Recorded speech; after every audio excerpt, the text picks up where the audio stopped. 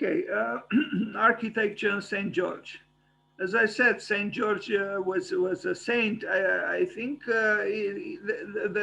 his biography is not very accurate, but approximately he lived in the 3rd century after Christ, and he was a soldier, and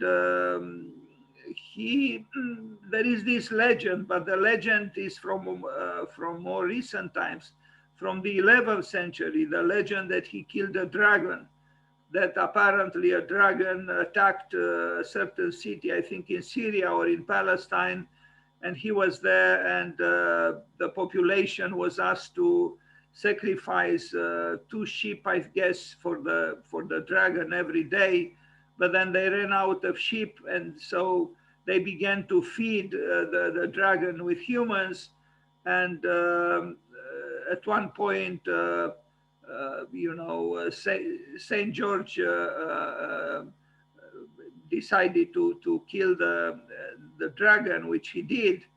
And this is a version of the legend. And another one connects him with a princess, the princess being the daughter of the king, and she was supposed to be sacrificed for the dragon, and Saint George offered himself to die himself in her place, and things like this. It is a romance in a way. It is a, who knows the truth? Was there a dragon?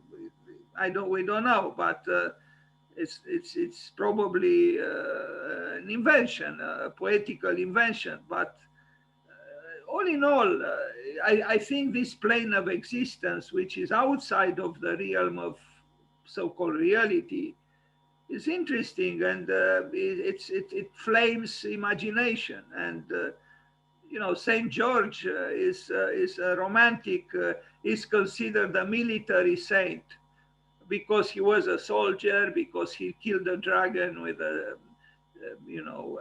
certain tool that is received veneration now. And there is a lot of imagining there, but it's important even in the realm of speculation or fantasy. It has its role. And the fact that so many churches had been built, including the famous San Giorgio Maggiore by Palladio, in his honor, says something about the position this saint has in Christianity. So let me begin. It's also apparently the patron saint of England, and you see, April 23rd. And is this conjunction, between the red roses and the sword? So there is love. There is also, war or fight, and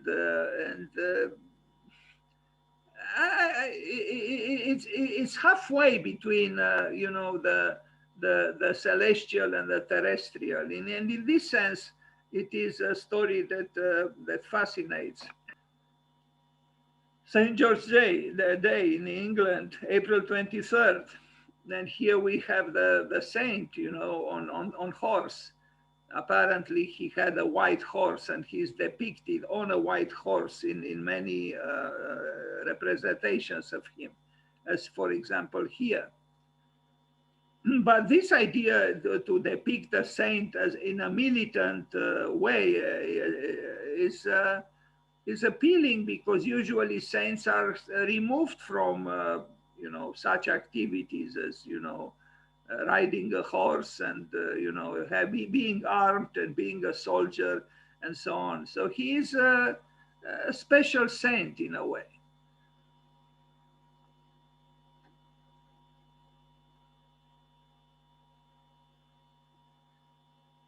There are many representations of him.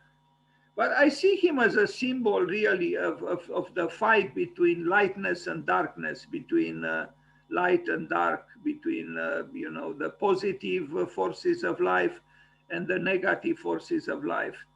And he's triumphant. He is triumphant. So the good, the light wins its fight with darkness.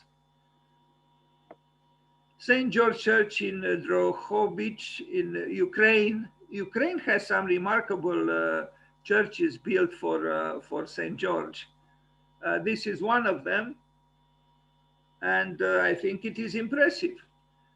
I mean, it is dark, it is made of wood, but it is an impressive building. And you know, it is in Ukraine, but I think its complexity and its force, its beauty are transparent for anyone from any religion.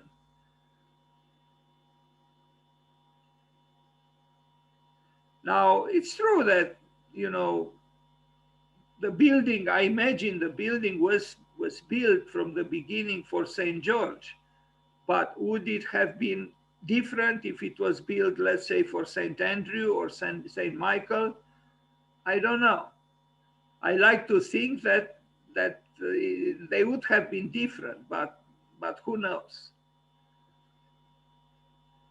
But the narratives are, you know, imperfect. You know, what are the specificities? For example, if I would design myself a building for Saint George today, I would try to give expression somehow of the biographical elements that I know that belong to him. You know, the story with the princess and the killing of the dragon and the sword and the roses.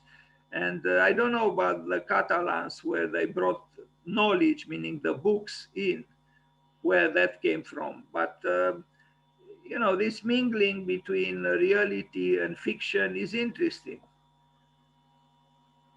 And these buildings that are built for you know, transcendental beings or realities are, I think, important because they give us a chance from time to time, at least, to connect with another plane of existence. And that's not unnecessary, I would say, in life. Now, this is a very interesting, truly remarkable building because it's cut into the rock and it's underground in Ethiopia. It's a St. George church. And look at this. It is in a courtyard which is sunken, and it's one of, in my opinion, one of the most remarkable buildings. It's not so small. You see the human silhouette there. And of course, India also has unbelievable temples that are cut into the rock. But this one is Christian and is in Ethiopia, and it's very simple. It's cubical. I mean, it's in the shape of a cross, the plan. Look at this, you know, it's amazing. And, you know, it's so, I mean, pregnant with possible interpretations, you know, to have the church, you know, the top of the church be at the level of ground zero, you know, and everything to be below. It's an very unusual church, and this was dedicated to St. George. I find it very interesting and even very modern. If you build such a church today, it would be no doubt considered, you know, avant-garde. Well, unfortunately, I don't know. I don't know when it was built, and I could have found out, but I forgot to search. It doesn't matter actually, and it is in stone. It's cut in stone. I mean, it's a building. It has an interior, and you are going to see the interior. It's probably the most striking building built for St. George, and one of the most striking actually ever in the history of architecture.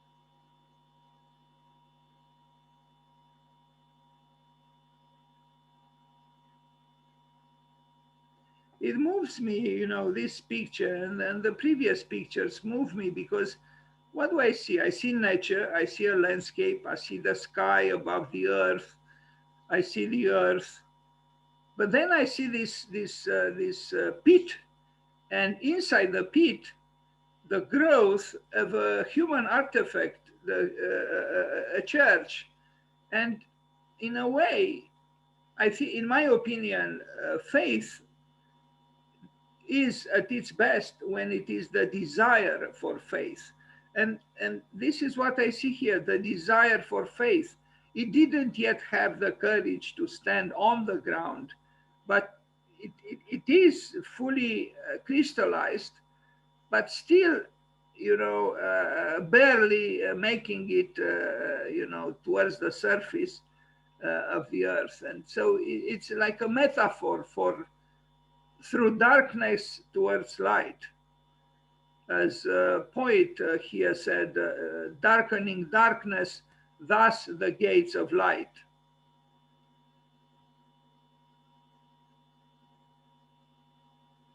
These are images from the interior.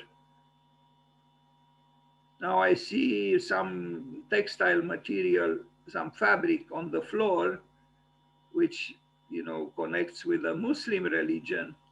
In Christianity, this is not done.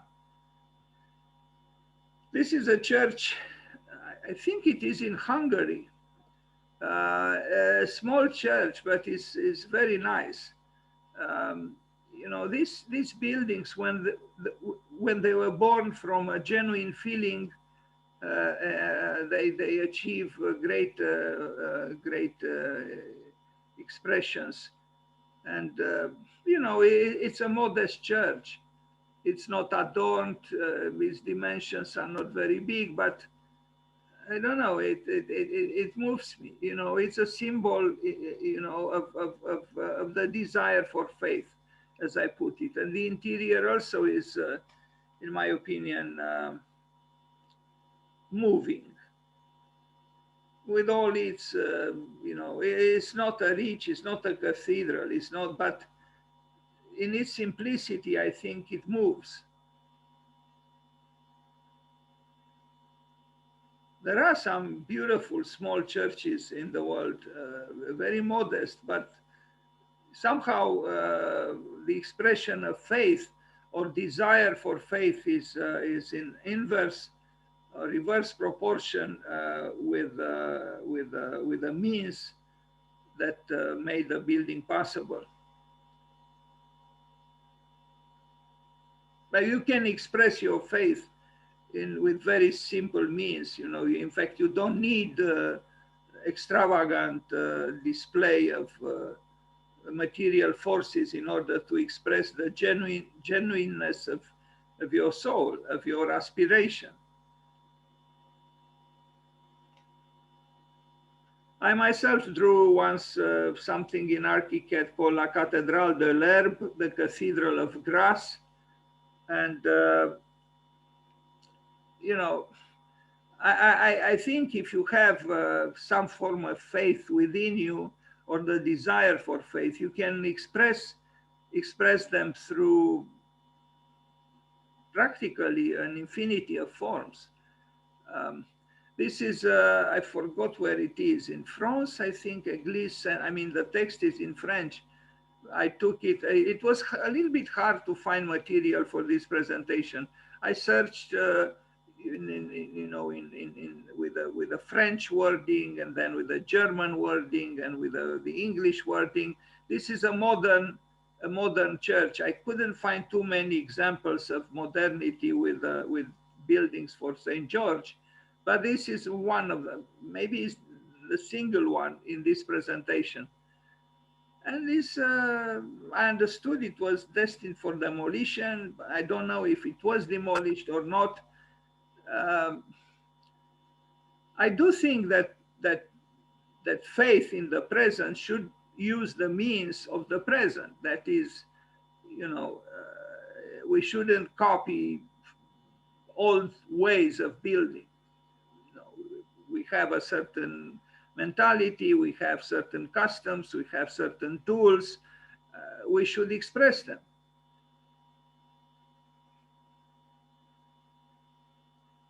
Why? I understood there was a talk about demolishing it. Why this would have, why, I don't know. To me, it looks like a perfectly legitimate little building. Anyway, this also I think is, I don't know where it is. Sorry, but this is an ample. It's almost a cathedral. We will also see some cathedrals built for St. George. And this one also, I would say, is impressive. It's a large building as opposed to the previous one. What made people build so much? I mean, if I'm not wrong, in Brooklyn, New York, just in Brooklyn, New York, there are 11,000 churches. 11,000 churches. And in fact, on the street where I lived, at the intersection, there were, of course, 4 corners. In each corner, there was a little church. Unbelievable, and not in a very rich, not in a rich neighborhood at all. So the desire for faith, and it manifested itself in the New World also, unbelievably. To have just in Brooklyn, New York, 11,000 churches.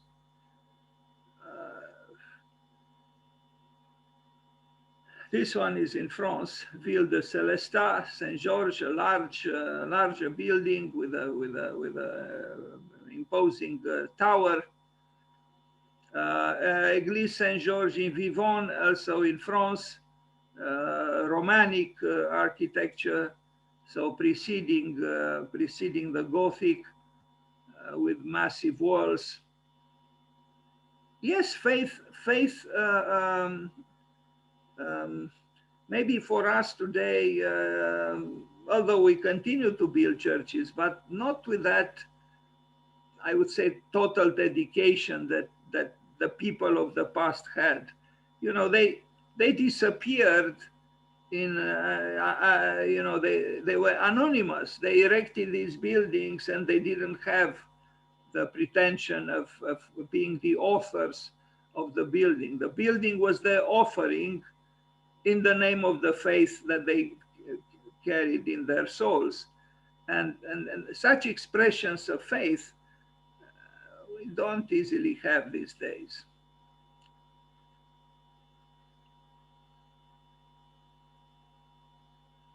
St. George Parish Church in Slovenia, they have 2 actually in this location in Piran, and we'll see both of them. This is one of them, this one kind of inspired from Venice, I would say. It's hard for me to imagine that it happened the other way around. But the proximity of the sea makes it splendid. Almost it doesn't matter how the building was or is. Very rarely you have the chance to see the flesh of the church projected on such a majestic background.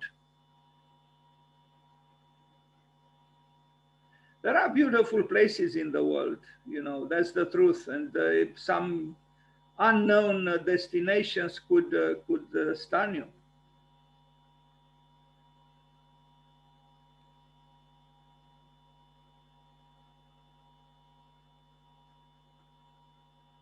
So what we see here is the town, probably the city hall, the church, the sea, and the sky.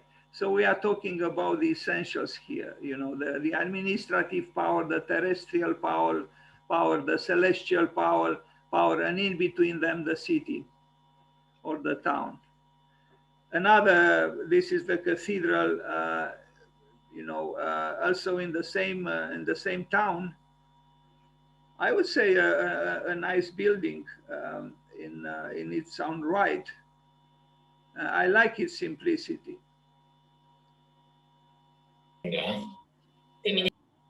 Pardon?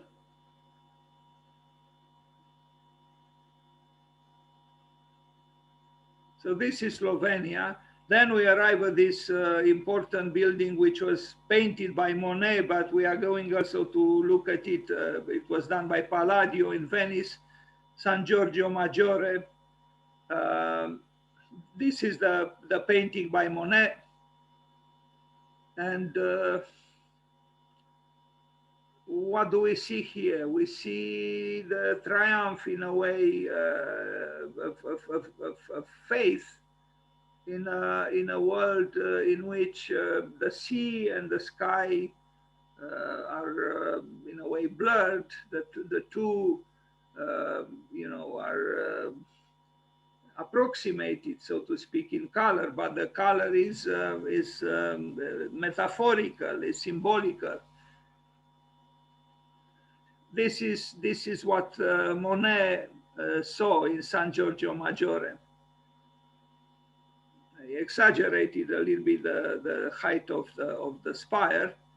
Now we look at the building by Andrea Palladio, which I visited, Basilica San Giorgio Maggiore. He has another building not far away from it, Il Redentore.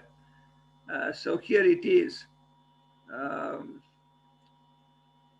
In a few years ago, I don't know, 2 or 4 years ago, no, maybe 4 years ago, behind this church was an interesting exhibition, part of the Venice Biennial, with chapels, contemporary chapels built by, some well-known architects of the present.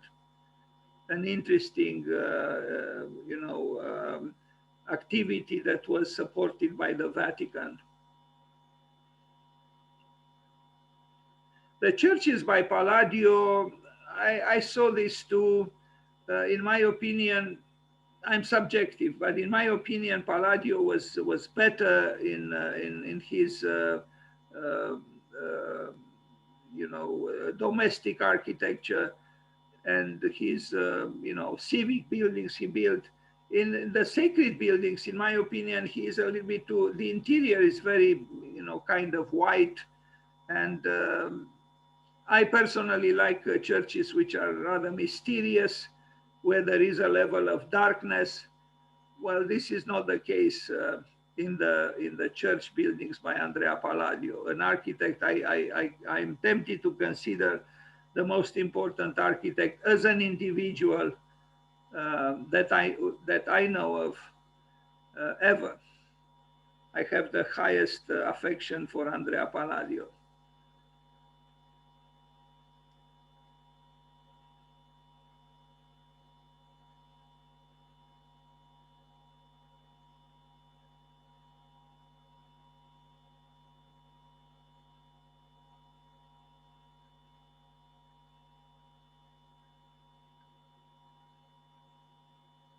San Giorgio Maggiore in Venice.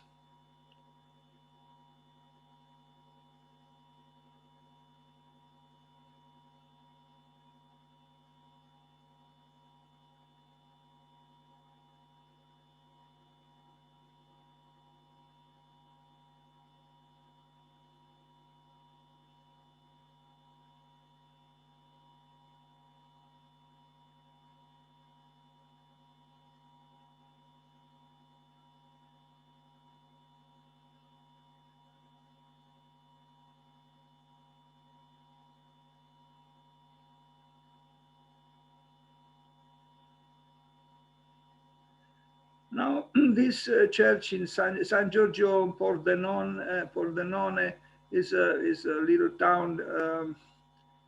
This looks more like a temple. There are all kinds of buildings. Some inspire themselves from the pre-Christian time. Others are, have a Gothic influence. This is another church in the same town, also dedicated to St. George. It seems that some towns, some cities had a preference for this saint, others for other saints. Anyway,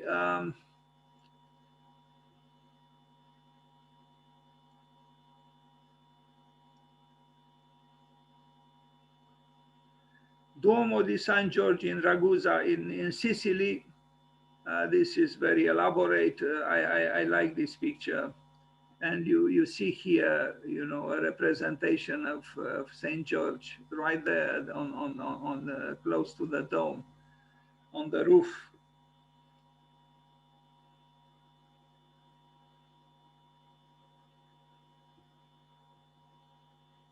This is in, where is Amberg? I think in Austria.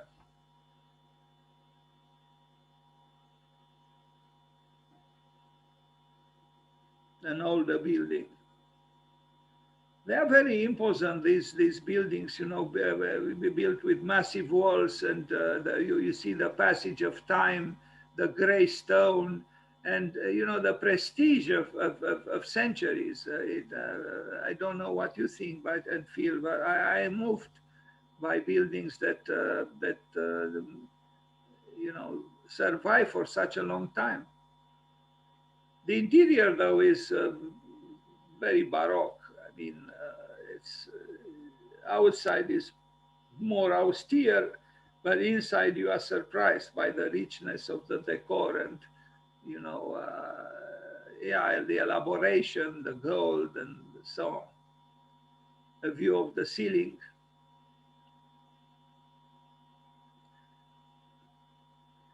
Serbia, a church in Oplenak.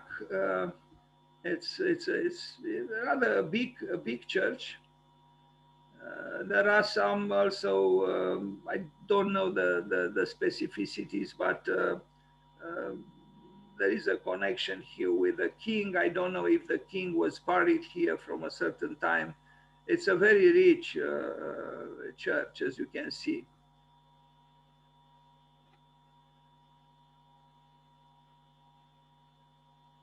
You are going to see also a church from Bucharest a little later on, which also has a very rich interior, because this is the custom in Greek Orthodox religion to cover the walls actually with iconography. This is how it looked like in the past.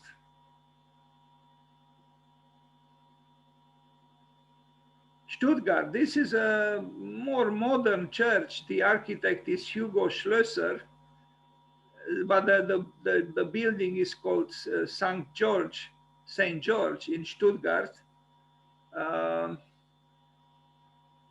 with an impressive tower, and you can see the sculptural representation of St. George here killing the dragon, abstracted to an extent.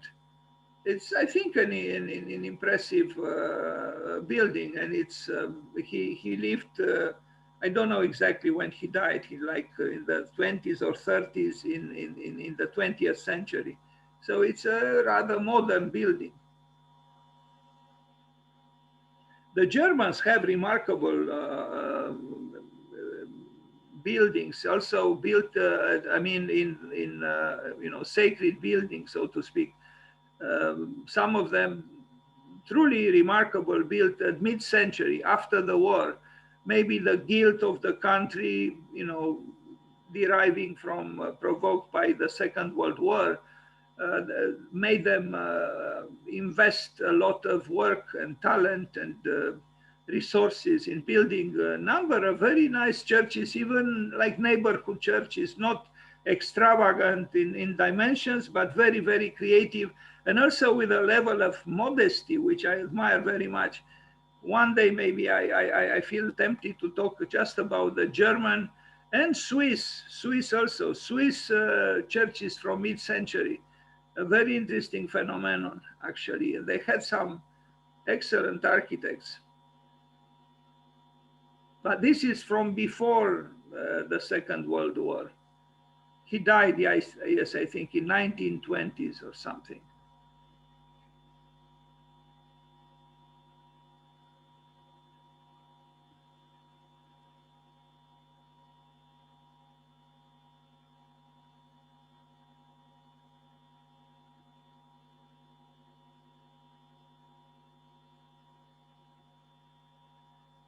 Now this is, it should be in Germany, but somehow the name sounds or seems French. They only worked on the spire, on the roof of the spire, but of the tower. I like the fact that they didn't try to mimic an old roof. Instead, they created a roof that belongs to the present, and I think that's what should be done in general. Express your own time. Don't mimic, being done in a different time, because it would be a lie. Here they try to connect with the old building, but they created something which is, clearly modern.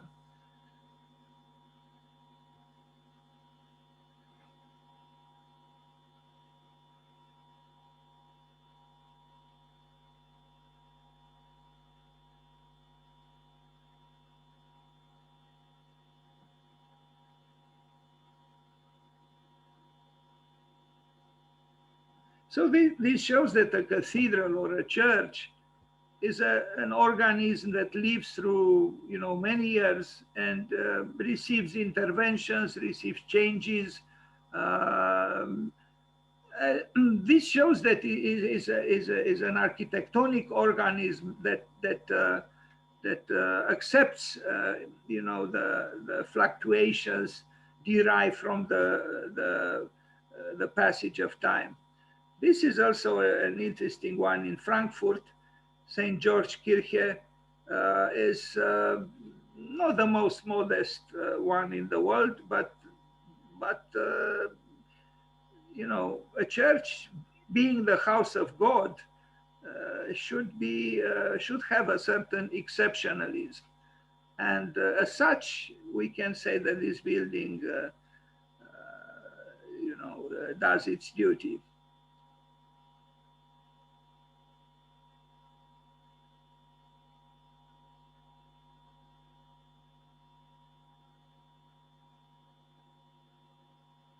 The dome is very interesting. It's you almost feel as if underneath it is something like a maternal womb. It's in a way biological. You feel it.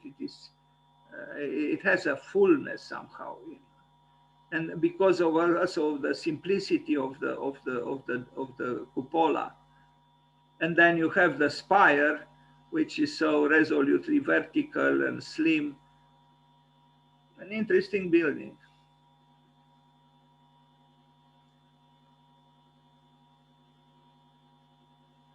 I used to think in the past that somehow all architecture can be traced back to two paradigms, the tower and the cave. And in a way, that's what we have here, abstracted, the tower and the cave together.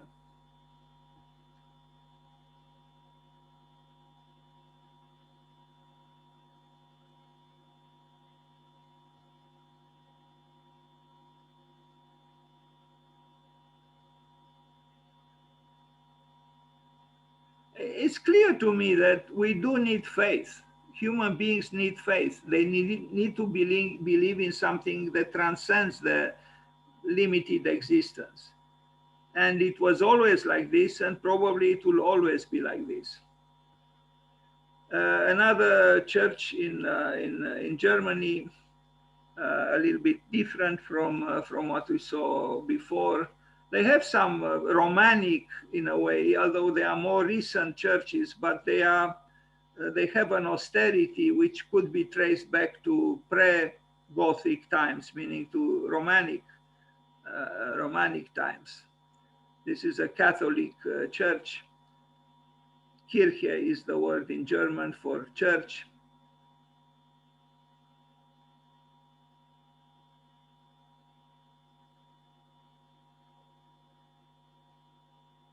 Let me see if I learn the word. So in Italian is chiesa, in English is church, in French is église, and in German is Kirche.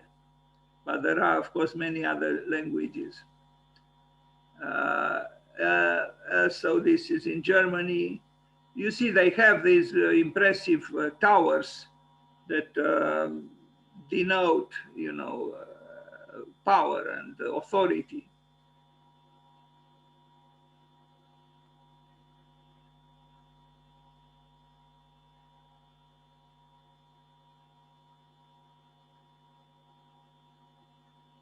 Now we arrive at this church in, this is the word in Romanian, Biserica Sfântul Gheorghe in Sfântul Gheorghe Nou in Bucharest. There is a particular architecture that belongs to this land, and you can see it is different from what we saw earlier. Maybe even different to an extent from what is being built in Serbia or Bulgaria or Greece.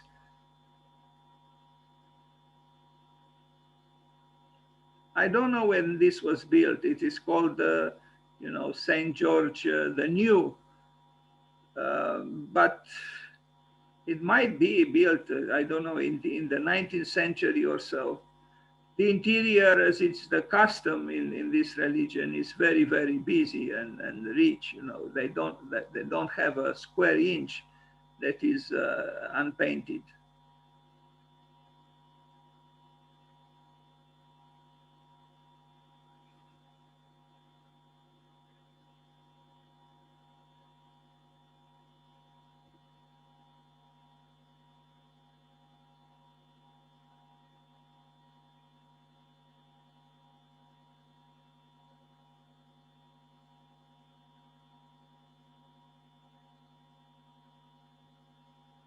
Now one in Guyana, and this is very interesting.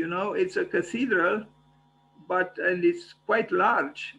In Georgetown, maybe because also it has the same name, the town, as the cathedral is the cathedral of this town, and they have the same name. It's a large white building, but you'll see the interior is quite well done, and it's, I would say, very original. Maybe not so much towards the exterior, but even the exterior. You look at these abstracted buttresses that also come down all the way to the base of the building. And look at the interior. It's, I think, very, very interesting and luminous and ordered, but also picturesque. It's very different from other churches and cathedrals that we saw and then there are.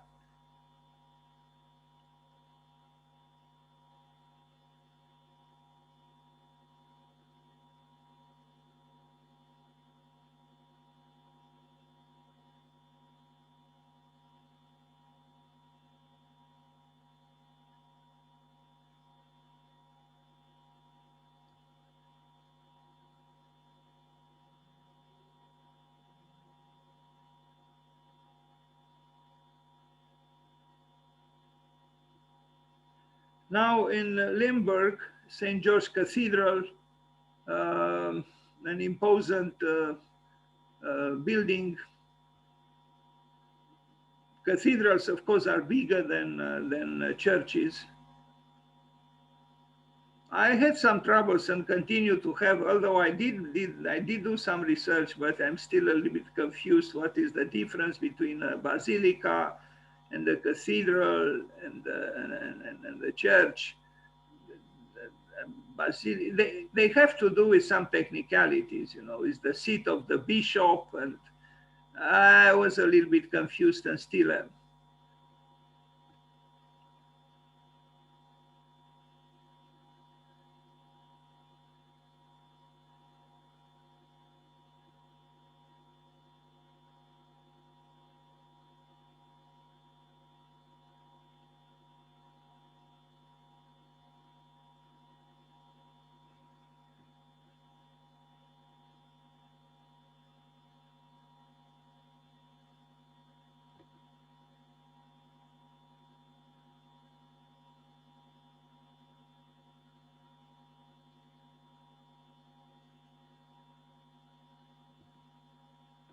Back to Ukraine, this is another cathedral.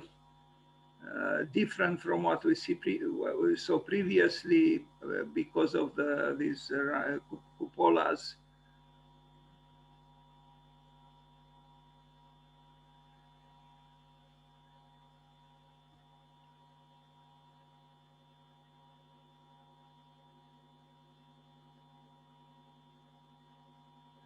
It's kind of refreshing to see a church at the time of the winter, particularly now when, at least this year, we didn't have much of a winter.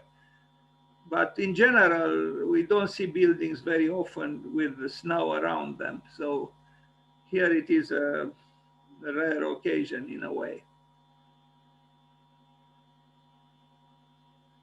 Faith and snow. St. George Cathedral in this town, I imagine in Poland. I see the word Polski there. This one also different from all the previous ones. A little bit exotic, but still, I would say interesting as architecture.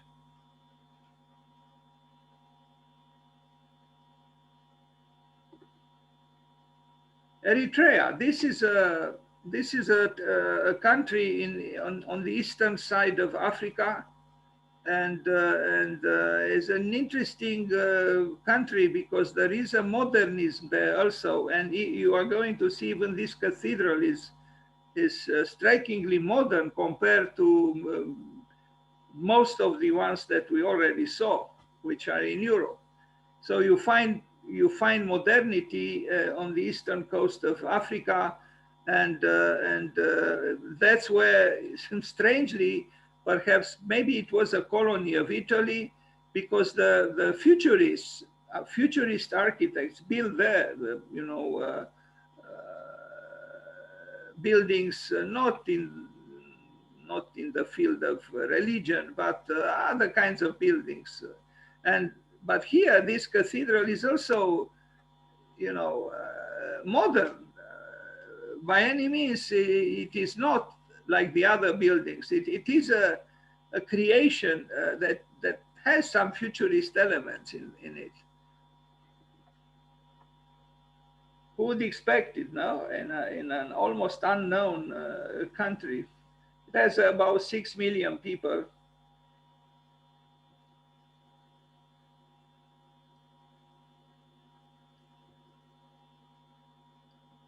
So this is the view from from this side here, a very triumphal arch.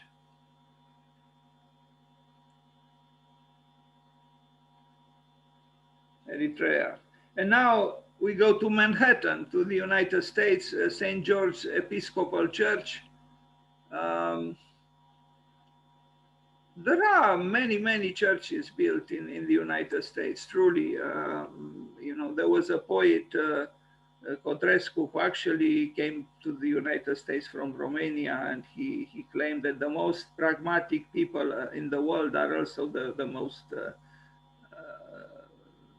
faithful, in a way, who built. It's very possible that the United States has the largest number of churches in the world, but there are also those who,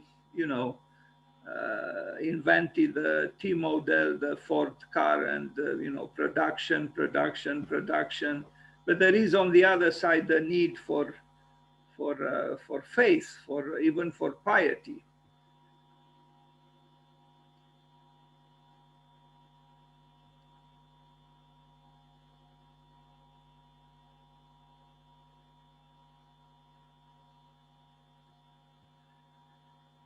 Now, I end this presentation with this remarkable building, I would say, in India, St. George Orthodox Church in this place, Kochi, if I pronounce well, and the architects who are call themselves wall makers.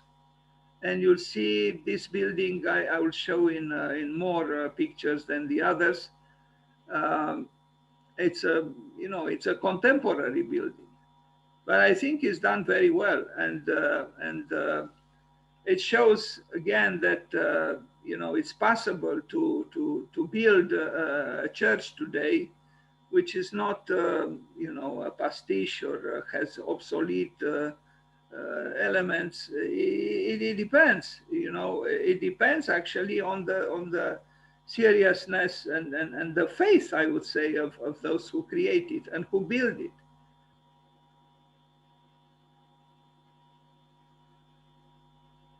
Like in the old times here, you don't have chairs nor benches, so it's just the space itself, and you are supposed to stand up, not to sit. I think it's built very well, and the very act of building it is important. The process of arriving at the finality which the building is. You are going to see some pictures during its construction, which was done with simple means, but with skill and seriousness.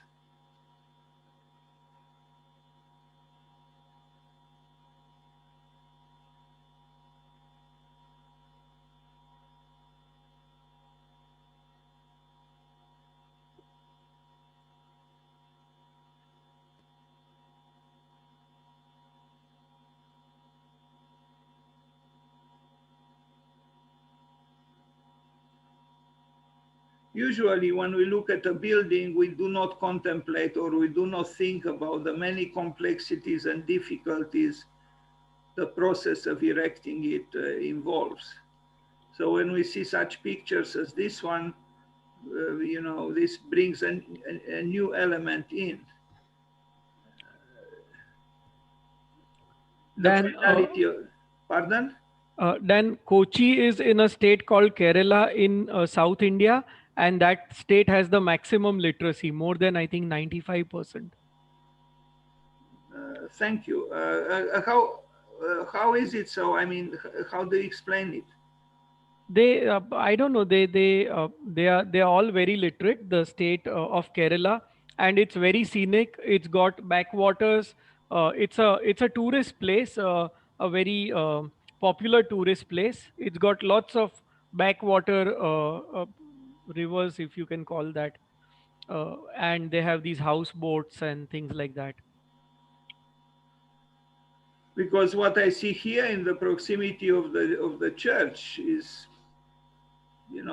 doesn't really look like anything touristic. It's They are not very rich, but they are rich in the terms of nature, the natural beauty the state has, and yes. greenery. Thank you very much, Vatsal. Um, so where is it? You said in southeast India, It's in South India, on the left side. on the map.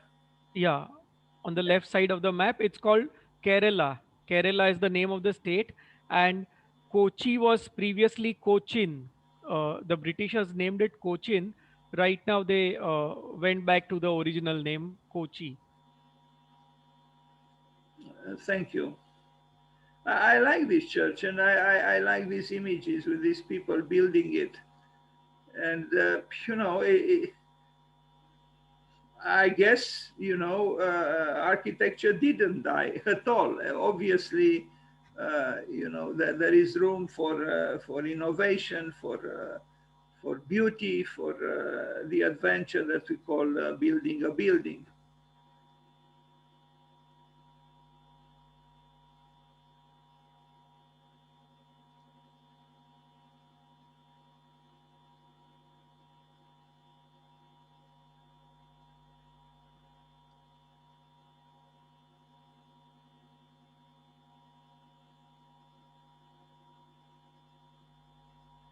Well, the plan is very simple, apparently, but you saw there are complexities in the reality of the building. So the diagram does not convey yet the complexities of the built work.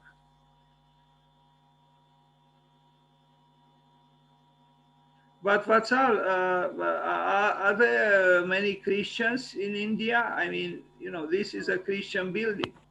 Yes, there are Christians in India. There's a state called Goa, which was previously a Portuguese settlement. Goa, Div, and Daman. There is three places. which the Portuguese left in 1962.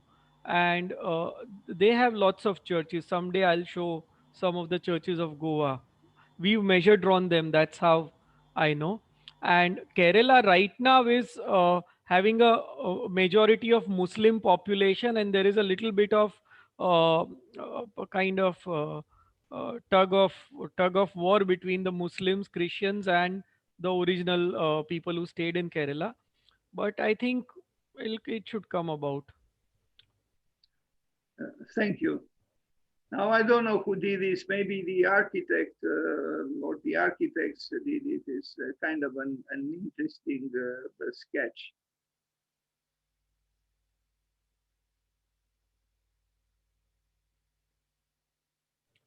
Then Christians have a lot of missionary schools in India. Like even in Ahmedabad, we have this Saint Xavier's Loyola Hall, which is I think from Spain, the Society of Jesus, SJ. That's what they call themselves. So Christianity is there in education, in the education sector in India. Uh, it's quite present there. Thank you. But which religion would you say is the most predominant? The Buddhist, the Hindu, the No, Hindu religion is the most predominant with I think more than 60% population is Hindu. Buddhist and Jains are a minority. They are hardly less than 10%. But Jainism and Buddhism, they attach to Hinduism as a larger whole. So they never consider themselves as a minority, while Muslims were 10% when there was partition. Right now they are 30% of the population. how many? 30%, 30. They Okay. they they grow very fast. uh, Yes. I think this is the last image of this presentation with a nice section through this building. It is simple, but it has lyricism and it is accurate, it is rigorous. Um, a nice building, I would say, and we can congratulate the architects. Thank you.